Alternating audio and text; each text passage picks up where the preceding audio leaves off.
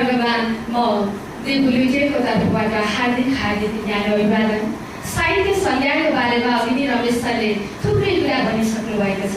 विगतदेखि एउटा दहिलो खम्बा बनेर प्रगतिवादी किताबमा उभिएको यस संस्थाले विभिन्न संस्थाहरूलाई सम्मान गर्दै विभिन्न कार्यक्रमहरू गर्दै यस धारलाई अझ दहिलो बनाउने क्रममा विशेष महत्त्व दिएको छ।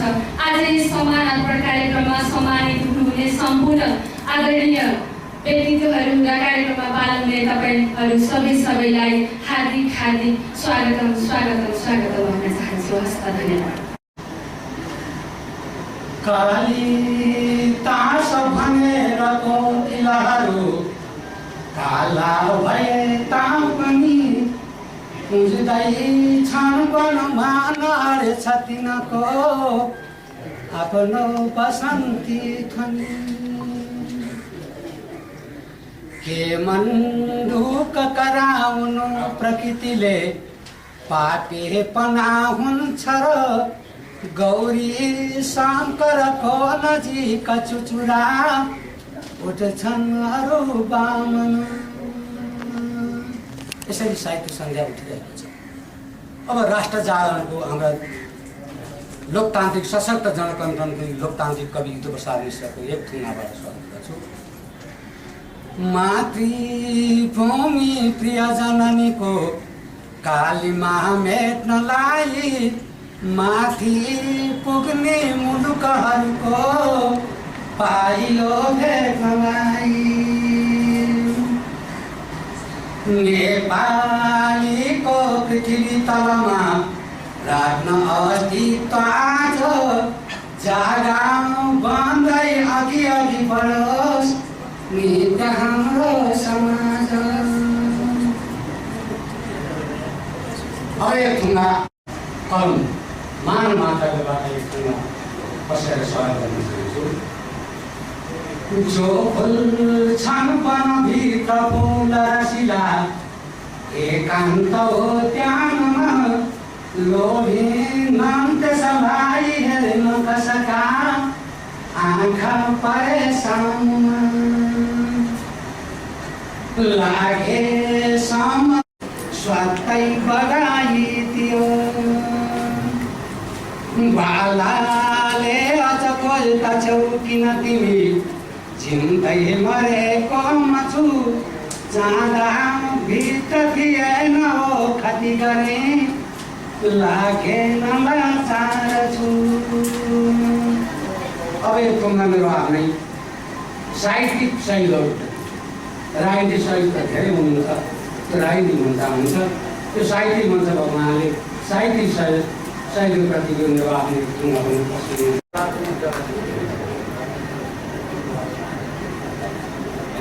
उहाँले पुष्पार्पण गरिरहनु भएको छ, अर्ग्यानिक पुष्पार्पण गरिरहनु भएको छ।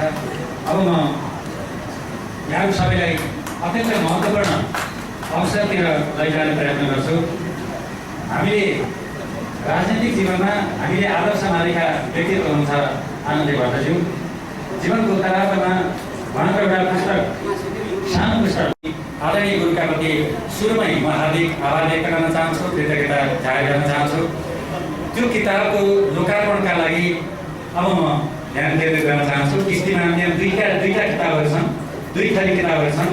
एकैचोटि लोकार्पण गरिदिँदा पनि हुन्छ। आदरणीय प्रमुख अतिथिज्यू र आदरणीय प्रमुख अतिथिज्यू, साहित्य संस्थाका अध्यक्षज्यू र प्राध्यापक डाक्टर हेमनाथ पौडेलज्यू तीनजना त्यहाँ सम्मिलित भएका हुनुहुन्छ त्यो अभियानमा। त्यहाँनिर त्यहाँ दुईटा किताबहरू छन्। त्यहाँभित्र दुईजना अलग अलग व्यक्तित्वका किताब छन्। त्यो दुईटै किताबलाई एकैचोटि लोकार्पण गरिदिन आग्रह गर्छु। म यो जीवनी आनन्दे भट्टको जीवनी भन्ने किताब छ त्यहाँ। त्यो किताबमा आफै लेखेको पनि हो। अर्को किताब छ त्यहाँ समीक्षा र भूमिका भन्ने नवरेश्वरी सरकारजीको किताब छ। त्यो दुईटा किताबको एकैचोटि लोकार्पण गरेको छ। साहित्यिक सङ्घले यो पुस्तक प्रकाशित गर्ने अवसर प्राप्त गर्यो। यो अवसरका लागि हामी आदरणीय गुरु आनन्दे भट्टज्यूमा हार्दिक आभार व्यक्त गर्दछौँ, कृतज्ञता जाहेर गर्दछौँ, दीर्घ जीवनको कामना गर्दछौँ, सुस्वास्थ्यको कामना गर्दछौँ। 83 वर्ष त पार गरिसक्नु भएको छ। र यो 83 वसन्त पार गरिसक्दाखेरि उहाँले जीवनमा भोगेका यावत विषयहरूलाई समेटेर उहाँका बारेमा हालसम्म धेरै सङ्घ संस्थाहरूले र विश्वविद्यालयहरूले शोधपत्रहरू लेखेका छन्, पुस्तकहरू प्रकाशित गरेका छन्। उहाँका बारेमा धेरै सामग्रीहरू आइसकेका छन्। उहाँ एउटा सिङ्गो युग पुरुष नै हो। तर यो सन्दर्भ अहिले यो पुस्तकको सन्दर्भ के हो भने उहाँले आफ्नो जीवनका बारेमा आफै लेख्नु भएको सानो पुस्तिका। यो उहाँको घरमा यसै ठोकेर बसिरहेको उहाँले आफूले कोरेर छोडिरहनु भएको र यसलाई प्रकाशन कसैले गरिदिँदै हुन्थ्यो भन्ने उहाँको आशा थियो। हामी कहिलेकाहीँ उहाँलाई भेट्न जाँदाखेरि उहाँले यति कुराहरू व्यक्त गरिरहनु भएको पनि थियो। त्यो अप्रकाशित अवस्थामा रहिरहेको हुनाले साहित्य सञ्जालले यसलाई प्रकाशित गरौँ भन्ने मन्सा राखेर यसलाई प्रकाशित गर्यो।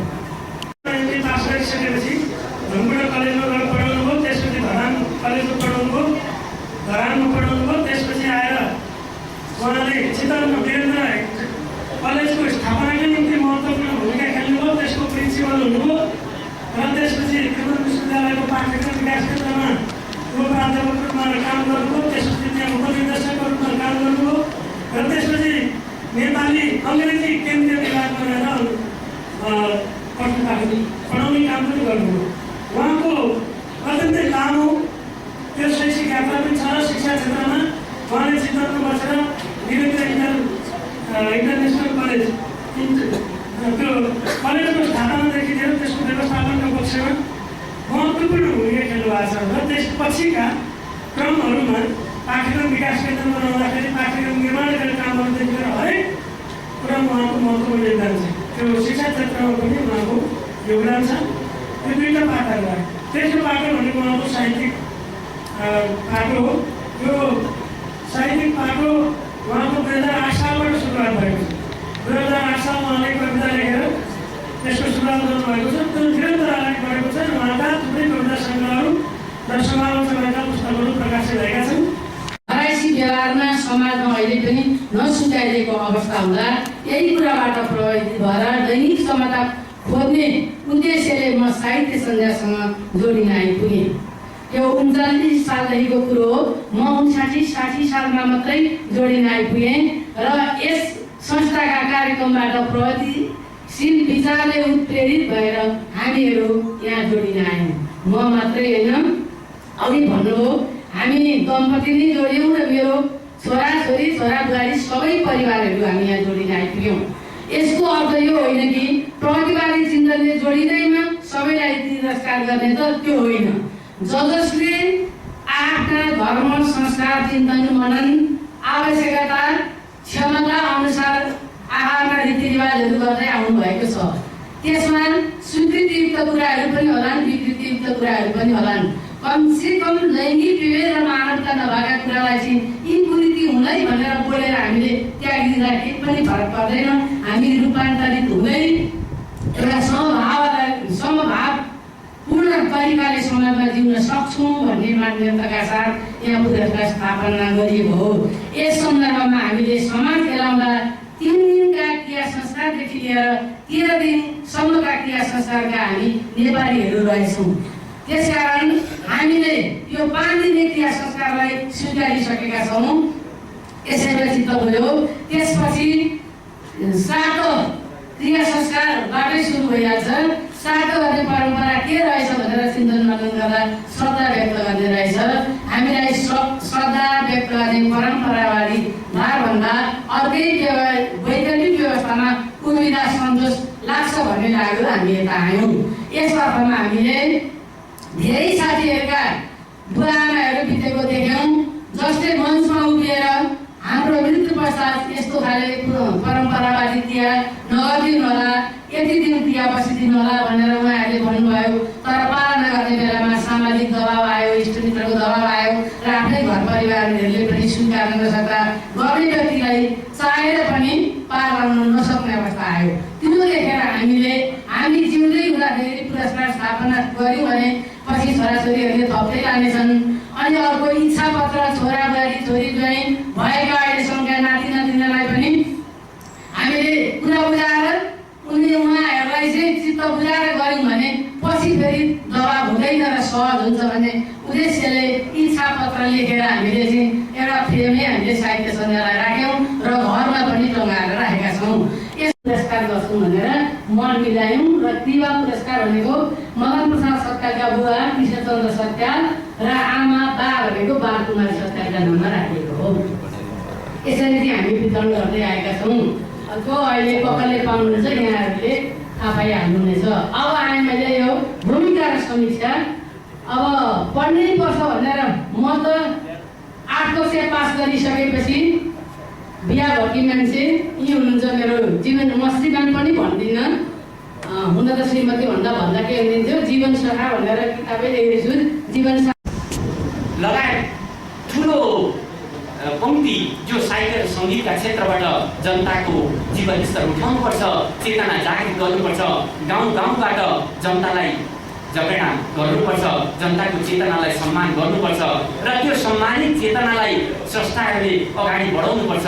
यसै सन्दर्भमा चन्द्र भण्डारीले खेलेको भूमिकालाई हामीले नजरअन्दाज गर्न सक्यौँ, किनभने उहाँ अघि रमेश सरले भने जस्तो पत्रकार महासङ्घको महासचिव पनि हुनुभयो। विद्यार्थी आन्दोलनमा जब हामी विद्यार्थी पढ्दैथ्यौँ, डेली नेपालले त एउटा स्टेसनमा लेख्नु भएको छ, जतिखेर हामी स्कुल पढ्थ्यौँ त्यतिखेर चन्द्र भण्डारीका गीत सुनेर हामी पनि त्यो गीतमा बोली मिलाउँथ्यौँ। त्यस्ता संस्थालाई साहित्य सन्ध्याले सम्मान गर्न पायो। त्यो साहित्य सन्ध्याका लागि गौरवको बाटो हो। अब चन्द्र भण्डारीले आफूलाई कसरी हेर्नुहुन्छ थाहा छैन, तर हामी त्यो चन्द्र भण्डारीको योगदान 24 सालदेखि आजसम्मको योगदानलाई साहित्य सन्ध्याले काहीँ न काहीँ सम्झेको छ। साहित्य सन्ध्या यति पनि बुद्धि नपुर्याउने त छैन होला, जसले मौसममा रहेर अथवा राजधानीमा रहेर साहित्य सिर्जनामा, सङ्गीत सिर्जनामा, कला सिर्जनामा काम गर्नेलाई साहित्य सन्ध्याले सम्झेन भने साहित्य सन्ध्या हामीले आफूलाई साहित्यप्रतिको सम्मान गर्ने संस्था भनेर अथवा साहित्यलाई अगाडि बढाउने एउटा फुलबारी हो अथवा सबै सृजनाहरूलाई फुल्न दिनुपर्छ भनेर दाबी गर्ने हैसियत पनि राख्दैन होला। म त आज यस मञ्चबाट गङ्गा उप्रेती भएर अनुभव गर्दैछु। जतिखेर उहाँहरूले राजविराजमा साहित्य सन्ध्या स्थापना गर्नुभयो, त्यो बेलामा साहित्य सन्ध्या यस्तो होला भन्ने परिकल्पना उहाँहरूले गर्नुभएको थियो कि थिएन। तर आज मलाई लाग्छ उहाँले अनुभव गरिराख्नु भएको छ होला, कुनै दिन गोरेटो खनिरह्यो भने त्यसमा पिच बनाउने काम नयाँ पुस्ताले गर्ने रहेछ। कुनै दिन बिउजुवा रोपिराख्यो भने त्यसमा फल लगाउने काम नयाँ पुस्ताले गर्ने रहेछ। आज साँच्चै साहित्य सन्ध्या 4 दशकको यात्रा पार गरेर अगाडि बढिसकेको छ। अब भने साहित्य सन्ध्या एउटा इतिहास बनेको छ, एउटा संस्था होइन, एउटा इतिहास बनेको छ, जसले साहित्य सन्ध्या पुरस्कारबाट पुरस्कृत हुँदै हुनुहुन्छ। यो संस्था त्यस्तो संस्था हो जसमा जेबी टुरे आज उपर अगाडि बसिराख्नु भएको छ। जेबी टुरे यही संस्थाबाट सम्मानित हुनुहुन्छ। प्राज्ञ नमुना शर्मा यतापट्टि हुनुहुन्छ। नमुना शर्मा पनि यही संस्थाबाट सम्मानित हुनुभएको थियो कुनै बेलामा भएको थियो। यहाँ अगाडि म देखिरहेको छु त्यस्ता विशिष्ट व्यक्तित्वहरू यहाँ अगाडि हुनुहुन्छ जसले साहित्य सन्ध्यालाई गर्वबोध गर्ने ठाउँ निर्माण गरेको छ भने आज हामी गर्व गरिरहेका छौँ चन्द्र भण्डारी ज्यूलाई सम्मान गर्न पाएकामा। र मैले हिजो मात्रै अघि अलिकति सङ्केत गर्नुभयो गोपाल सरले, हिजो मात्रै मलाई जब चन्द्र भण्डारीको बारेमा बोल्नुपर्छ भनेर केही दिन अगाडि साथीहरूले भन्नुभयो, त्यस पछाडि मैले एउटा गीत सम्झेँ। जतिखेर हामी बाल्यकालमा, अघि उहाँले 24 सालको सन्दर्भको कुरा गर्नुभयो, म त 30 को दशकमा जन्मिएको मान्छे। त्यस पछाडि बाल्यकालमा हुर्किँदै गर्दा हिँड्दै गर्दा गाउँघरमा एउटा गीत बज्दै गर्थ्यो। अगाडि टिका भण्डारीजी पनि हुनुहुन्छ। एउटा गीत गाउँमा बज्ने गर्थ्यो, पौरखी तिम्रा हातहरूले रोपेका चियाका बुढाहरू। कसले लेखेको हो मलाई थाहा थिएन, कसले सङ्गीत गरेको मलाई थाहा थिएन। हामी तोते बोलीले गाउँदै हिँड्थ्यौँ। पछि मात्रै थाहा भयो त्यो गीत लेख्ने र त्यो गीत सङ्गीत गर्ने मान्छे चन्द्र भण्डारी हुनुहुँदो रहेछ। अनि तिनै व्यक्तित्व जो झापाको सामाजिक, सांस्कृतिक, साहित्यिक, राजनीतिक विविध पक्षमा परिचित व्यक्तित्व। हामी त एउटा उहाँको उत्प्रेरणाबाट हातेमालो गर्दै गर्दै उहाँका पछाडि नभेटिकनै पनि उहाँको अनुयायी बनेर हिँडेका मान्छे, झापाको यो सामाजिक सांस्कृतिक आन्दोलनमा त्यसरी हिँडेका मान्छे हामी त। उहाँले नेपाली साहित्य समयपछि एकाएक साथीहरूले सम्झेर ल्याउनुभयो, खतल गरेर ल्याउनुभयो। धेरै धेरै धन्यवाद धेरै नेपाल सरलाई पनि र चन्द्र भण्डारी सरलाई पनि। अब अर्को एउटा परिचयको अर्को बाटो सिद्ध्याएपछि म तेस्रो बाटोतिर जान चाहन्छु। म आदरणीय जयन्ती स्पन्दनलाई साहित्य सन्ध्या मन र साहित्य सन्ध्या कृपा पुरस्कारबाट सम्मानित हुनुहुने प्रकाश प्राप्त दिनुभयो। जयन्ती स्पन्दनलाई हार्दिक धन्यवाद। अब म साहित्य सन्ध्या हरिप्रिया हरिप्रसाद चापागाई नियन्त्रण पुरस्कार स्थापनाको उद्देश्य र पुरस्कार छनौटका लागि अच्युत घिमिरेलाई सिफारिस गर्नुपर्ने कारणका बारेमा अत्यन्त संक्षिप्तमा प्रकाश पारिदिनु हुन घोषणामा चापागाईज्यूलाई आग्रह गर्दछु।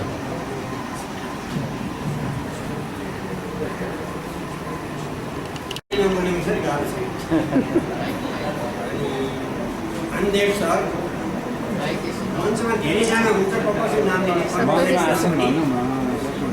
मैले मञ्च बाहिर बस्नुभएका पनि सबै मान्छेलाई सम्बोधन गर्नुपर्ने देखिन्छ जस्तो लागिरहन्छ। यात्रा सिद्धान्तको पुस्तक पाइन्छ त? प्राडा ताना शर्माले यात्रा निबन्ध लेखे, त्यसलाई बालकृष्ण पोखरेलले यात्रा भन्ने नाम दिए। तर शर्मा र पोखरेल दुवैले यात्रा सिद्धान्त प्रतिपादन गरेनन्, लेखेनन्। महापक नियात्रा सिद्धान्तको अभाव हुँदाहुँदै पनि नेपाली भाषामा धेरै नियात्राका कृतिहरू प्रकाशित भइसकेका छन्। केही वर्ष श्रद्धेय मान्यगण, देशभरिबाट आउनुभएका स्रष्टा सर्जकहरू, मेरा आफन्तहरू पनि हुनुहुन्छ, सबैलाई हार्दिक सम्मान र स्वागत गर्छु। अलिकति खुसी पनि छ, अलिकति दुःख पनि छ।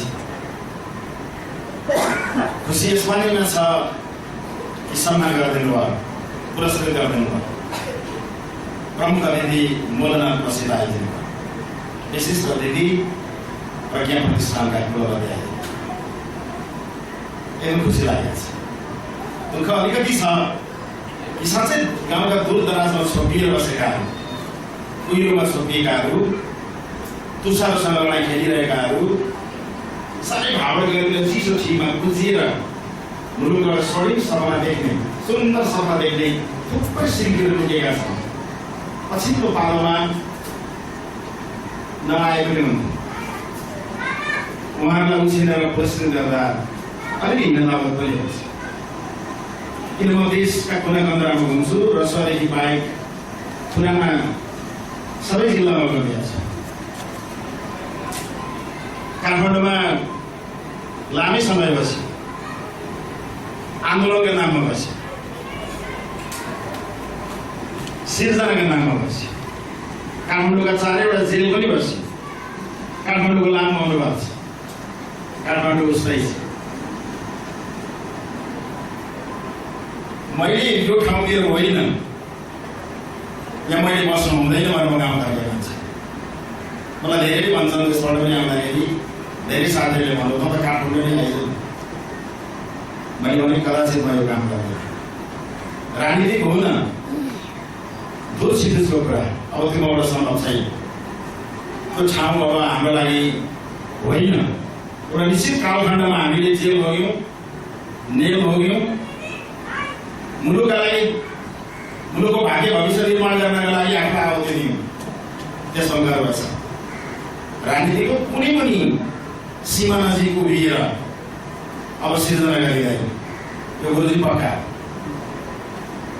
तर नेपालको प्रगतिवादी आन्दोलन, प्रगतिशील आन्दोलन हुँदा खानेहरूको पक्षमा मुलुकको स्वाभिमानका लागि राष्ट्रियताको पक्ष पोषण गर्दै म त अहिले पनि देशीय सामन्तवाद भन्छु। हामी समाजवाद उन्मुख भइसक्यौँ र विदेशी साम्राज्यवादका विरुद्धमा सीमामा उभिएर गतिविधि गर्न साँच्चै मन लाग्छ। र म काठमाडौँ छोडेर, यो प्रदूषण छोडेर म गाउँमा गएको। गाउँमा बाख्रा पनि चलाउँछ, घाँस पनि काट्छ, गाई पनि बाँधेको छ। त्यसमा मलाई साँच्चै गर्व लाग्छ। दुईवटा रेडियो छन्, एउटा कम्युनिटी रेडियो छ समुदायमा आधारित र एउटा कमर्सियल व्यवसायिक रेडियो छ। कञ्चनजङ्घा एफएम पूर्वको पहिलो रेडियो, बेसिजको पहिलो रेडियो। त्यहाँ बसेर 30 दिन कार्यक्रम चलाउँछु र 37वटा कार्यक्रम म सञ्चालन गर्छु। त्यसमा मलाई साँच्चै गर्व लाग्छ। काठमाडौँ छोडेकोमा पनि पश्चाताप छैन। मैले मेरो गाउँलाई राजधानी बनाएको छु, म गर्वका साथ भन्छु। र गाउँ छोडेर गाउँलाई तिरस्कार गरेर एउटा प्रविधिको विकास भएको छ। भर्खरै म रुम्जाटार पनि गएको थिएँ, हामी सँगसँगै थियौँ। एकजना प्राज्ञ महोदय पनि आउनुहुन्छ। प्रदेश नम्बर 1 का गाउँ गाउँमा हामी अस्ति घुमेका थियौँ भाषा संस्कृतिको खोज गर्दै। अनिल पौडेल यहीँ हुनुहुन्छ। हामी सँगसँगै डुलेका थियौँ। रुम्जाटारमा पुगिरहँदाखेरि रुम्जाटारको दैलो बन्द गरिएको छ। सन्त ज्ञानदी लासको शालिके खबरदारी गर्नुदेखि बाहेक त्यहाँका केही निम्सारा मानिसहरू, केपीले भनेको निम्सारको अर्थ यहाँ लाग्दैन, सोझा सिधा मानिसहरू गाउँ डुलेर बसेकादेखि बाहेक हवाईजहाज पनि त्यहाँ बन्द गरिएको छ। बडा बडा चौडा सडकहरू त लगिँदैछ, हिँड्ने यात्रुहरू छैन। मैले गाउँको दुर्दशा यस्तो भइरहेको बेलामा म रुम्जाटार फर्किनुपर्छ, झापा जानुपर्छ, सोलुरुकुम फर्किनुपर्छ भनेर आह्वान गरेर पनि आएको छ। निर्धक्क यदि कुरा भनिएन भने मात्रको सारमा लेख्दैन।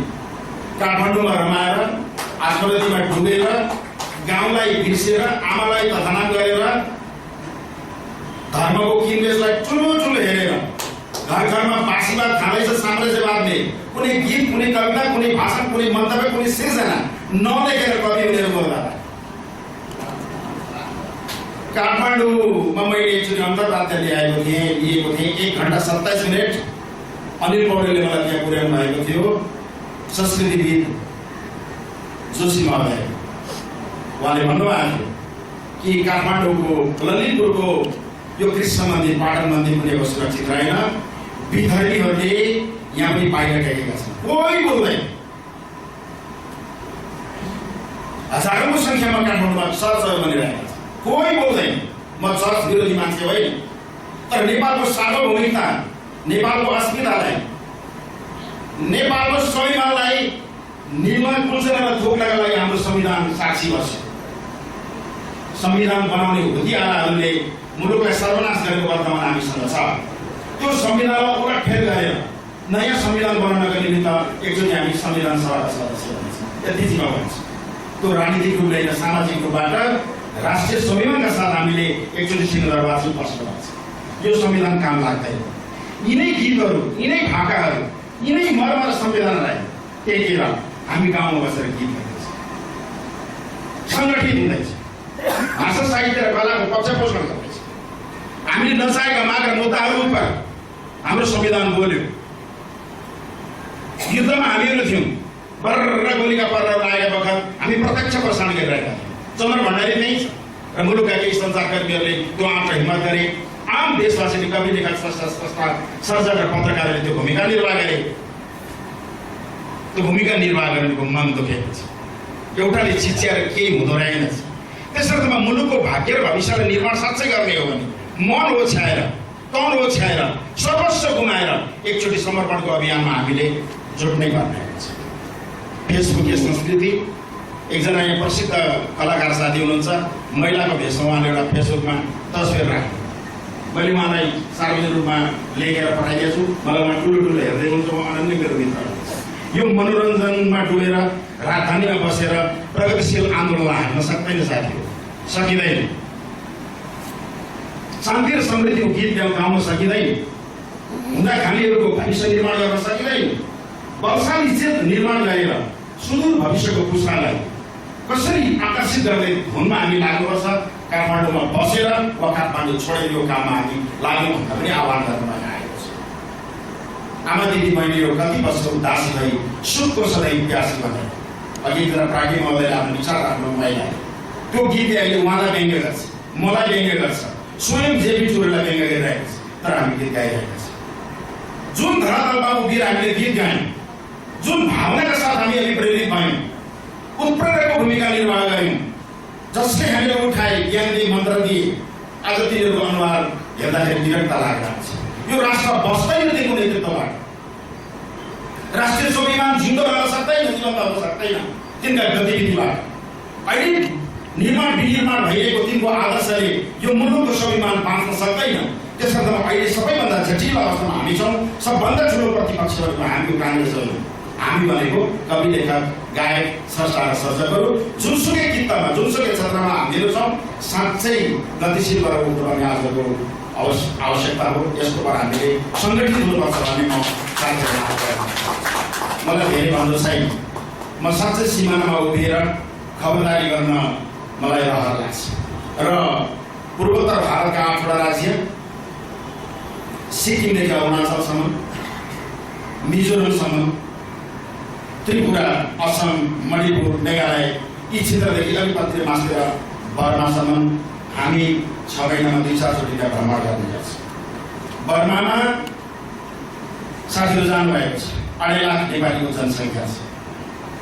त्यो जनसङ्ख्या नेपाली पढ्न चाहन्छ। 300 भन्दा बढी त्यहाँ हिन्दूका मन्दिरहरू छन्। ती मन्दिर मार्फत नेपाली भाषाको विकास र विन्यास गर्न खोजिरहेका छन्। त्यो मन्दिरभित्र पसेर उनीहरू धर्मको सेवा गर्दैछन्, धार्मिक हुँदैछ। नेपाली पाठ्यक्रम त्यहाँ छ, नेपाली पढ्न दिँदैन। मन्दिरभित्र पसेर एउटा पाठ्यक्रम मै वर्षमा 200-400 किताब यहाँ पठाइदिने गर्छु व्यक्तिगत खर्च गरेर। तपाईँ हामी पनि लिएर गइरहेका हुँदा दुबसु क्षेत्रीय जस्ता मानिसहरू राजदूतको रूपमा त्यहाँ बस्नुभयो। उनीहरूको आग्रह थियो कि नेपाली पाठ्यक्रम हामीले दियोस्। त्यो पाठ्यक्रम अन्तर्गत हाम्रो परीक्षा लियोस्। दार्जिलिङले सुनेन, सिक्किम विश्वविद्यालयले सुनेन, कसैले पनि सुनेन, नेपालले सुन्दैन। यसको लागि के गर्न सकिन्छ? हामीले बारम्बार अपिल गरेर आह्वान गऱ्यौँ तर सुनवाई भएन। ती पीडाहरू सुनेर तिनका आर्दना र तिनका वेदना र संवेदनाहरू के हुन् त्यो सङ्कलन गरेर म हिँड्छु पहिला लेखेर आएर। पूर्वोत्तर भारतमा नेपाली भाषा छ, साहित्य छ, संस्कृति छ। अहिले देवी नेपाल छ, डाक्टर देवी नेपाल गइरहनु छ। प्रज्ञा प्रतिष्ठान पुगिरहेको छ। प्रज्ञा प्रतिष्ठानका कुलपति महोदय उहाँबाटै सुरुवात भएको छ। ती क्षेत्रको भ्रमण गर्दै हुनुहुन्छ। नेपाली बृहत शब्दकोशमा त्यहाँका आयातित शब्दहरूलाई हामी राख्न पनि भनेर गइरहेका छौँ। 500 वा 5000 शब्दहरू आउँदैछन् भन्ने मैले सुनेको पनि छु। भने त्यहाँ पनि एउटा सिङ्गो नेपालभन्दा ठुलो नेपाल त्यहाँ भाषा छ, जाति छ, संस्कृति छ। हेपिएको विवेकको पर्खालमा छोपिएर त्यसको छायामा अलपत्र बसेको समुदाय नेपाली कस्तो खालको देश हो र कस्तो खालको संस्कार हो भन्ने कुरा बुझ्नको लागि हामीले यहाँको बहुजातीय वर्ण व्यवस्थाको गहिरो अध्ययन गर्नुपर्छ। बहुजातीय वर्ण व्यवस्था भनेको पहिले के को लागि तयार गरिएको थियो भने ब्राह्मणहरू शिक्षाको क्षेत्रमा, राजनीतिज्ञहरू राज्यको क्षेत्रमा, अनि व्यवसायीहरू र शिल्पकारहरूको छुट्टै गरेर 4 वर्ण व्यवस्था गरेको हो। तर अन्ततः के हो भने मरेपछिको स्वर्गलोकमा जाने, वैतरणी दान गर्ने र सप्ताह पुराण लगाएर पण्डितहरूले बहुदान र दक्षिणा लिने परम्परा उही मौलाएर गयो। तर त्यो स्वर्ग भन्ने कहाँ छ? अहिले तपाईँले स्वर्ग भन्ने कहाँ छ भन्नुभयो भनेदेखि कहाँ बताउनुहुन्छ ल भन्नुहोस् त? स्वर्ग कहाँनिर छ? स्वर्ग भनेको इन्द्रको आसन पामीर पठारमा थियो। पामीर पठारमा अहिले पनि त्यतिखेरका केही अवशेषहरू छन्।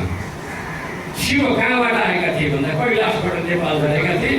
भारत गएर भारतमा बस भन्दाखेरि गर्मी ठाउँमा बस्दैन भनेर ठिक्कको 20 भागमा आएर बसेका थिए।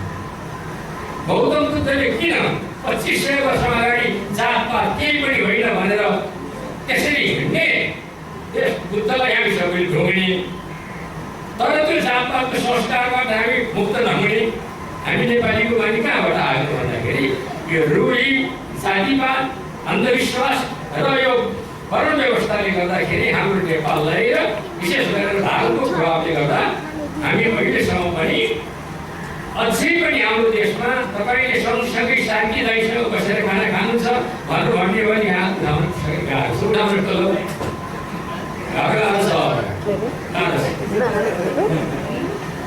तपाईँको गाईको दुध खानको लागि गाई जिउँदो सदासम्म तपाईँ हामीले गाईलाई पूजा गर्ने, गहुँ पनि खाने। अनि गाई मर्दा बित्तिकै हुनकुनी नहुने सार्केर लिएर गएर चाहिँ छाला बनाउनु पर्ने। ती मरेकी गाई सुन्नुहुने छालाको त्यही जुत्ता लगाइसकेर आएपछि तपाईँ गडक आफ्नै तल पनि जान सक्ने। हाम्रो संस्कार, हाम्रो चिन्तन त्यसैले सबभन्दा पहिले सांस्कृतिक क्रान्ति भन्ने चाहिँ कुरा माओले जुन ल्याए त्यो के हो भन्दाखेरि मानिसको दिमागमा यस्तो अन्यल छ यथार्थ कुराहरूलाई पनि उसले बुझ्दै दिँदैन। अहिलेसम्मको त पुराण पण्डितहरूले सबभन्दा के गर्नु भएको छ भनेदेखि उहाँहरूले पुराणको कथा जस्ताको जस्तै भनिदिनु भएको छ, तर त्यसका वास्तविक गम्भीर विषयहरू के हुन् बदलेर दिने चाहिँ प्रयत्नहरू भएको छैन। अहिले पनि ब्राह्मण, उपाध्याय ब्राह्मण, जैसी ब्राह्मण, तल्लाबादी जैसी, माथिल्लाबादी जैसी अझै लगभग छ। तर कमसे कम पनि अहिले लाहोरतिर गएर आएका केटाकेटीहरूले एउटा चाहिँ अन्तर्जातीय विवाह चलाउन थालेका छन् र केही अलिअलि यसो दाम्पत्य जीवनमा मात्रै केही परिवर्तन आउन थालेको छ। नभएदेखि हामी त्यसरी कुनै विज्ञानको क्षेत्रमा, प्रविधिको क्षेत्रमा, विकास निर्माणका नयाँ क्षेत्रमा, आविष्कार क्षेत्रमा हाम्रो समाज क्रियाशील भएको छैन। नेपाली समाजले नयाँ आविष्कार गर्यो भन्ने कुरा सिद्धिमिति हामीले कहिलेकाहीँ अलिअलि सुन्छौँ, तर विशेष रूपले सुन्दैनौँ। त्यसो भएर अब हाम्रो पहिलो कुरो हाम्रो साहित्य सञ्जाललाई पनि म के कुरा गर्छु भने अब हाम्रो लेखनमा विज्ञान र प्रविधि प्रमुख त्यस्ता चाहिँ विषयहरू आउनु पर्यो। एक दोस्रो कुरा, हामीले संस्थाहरू बनाउँदाखेरि कस्तो मान्छेलाई हामीले त्यसको अगुवा बनायौँ भने यो उद्यम, यो व्यवसाय, यो क्षेत्र फलिफाप हुन्छ भन्ने बारेमा त्यस्ता योग्य मान्छेलाई दिएर अधिकतम तिनीहरूले सहयोग गर्ने हो भने नेपालमा उद्योग बन्नको लागि अधिकतम उद्योगको आधारमा हामी धनी हुनको लागि 10 वर्षभन्दा उता जाँदैन। यति धेरै सम्पदा छ। मैले त के भनेदेखि यो भूगोल पढ्दा, भूगर्भ पढ्दा, अन्तरिक्ष विज्ञान पढ्दा, वन जङ्गल पढ्दा, जातपातको बारेमा पढ्दा, छुवाछुतको बारेमा पढ्दाखेरि मैले यति अध्ययन गरेँ कि नेपालमा सबै चिज छ, तर त्यो सबै चिज चाहिँ एकदम विशृङ्खलित भएको छ, एकीकृत भएकै छैन। र त्यसलाई त्यो जुत्ता सिलाउने मान्छेले 1000 वर्षदेखि जुत्ती सिलाइरहेको छ। त्यसभन्दा बढी उसले